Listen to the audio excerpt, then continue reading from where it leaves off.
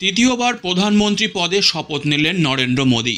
NDA সংসদীয় জোটের প্রধান হিসাবে রবিবার সন্ধ্যায় প্রধানমন্ত্রী হিসাবে তাকে শপথ বাক্য পাঠ করালেন রাষ্ট্রপতি দ্রৌপদী মুর্মু। দেশ বিদেশের অতিথিদের সামনে ঐতিহাসিক মুহূর্তের সাক্ষী থাকল রাষ্ট্রপতি ভবন।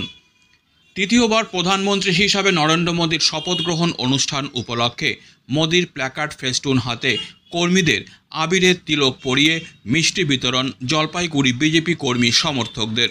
এদিন সন্ধ্যায় জলপাইগুড়ি জেলা বিজেপি কার্যালয়ের সামনে বড় পর্দায় নরেন্দ্র মোদীর তৃতীয়বারের শপথ গ্রহণ অনুষ্ঠানের লাইভ সম্প্রচার করা হয়। বহু বিজেপি কার্যকর্তাদের জেলা বিজেপি কার্যালয়ে এদিন সন্ধ্যায় উপস্থিত থাকতে দেখা যায়। বিজেপি কার্যকর্তাদের সাথে এদিন প্রচুর সাধারণ মানুষকেও দাঁড়িয়ে শপথ গ্রহণ অনুষ্ঠান প্রত্যক্ষ করতে দেখা যায়। জলপাইগুড়ি জেলা বিজেপির সম্পাদক শ্যামপ্রসাদ বলেন, প্রধানমন্ত্রী হিসাবে নরেন্দ্র মোদীর তৃতীয়বারের শপথ গ্রহণ দিনটি তারা উৎসবের মেজাজে পালন করছেন। এদিন তিনি আশা প্রকাশ করেন যে আগামী দিনে তারা মোদীর মন্ত্রিসভায় জলপাইগুড়ির বিজেপি সাংসদ জয়ন্ত কুমার রায়কে মন্ত্রী হিসাবে দেখতে পাবেন।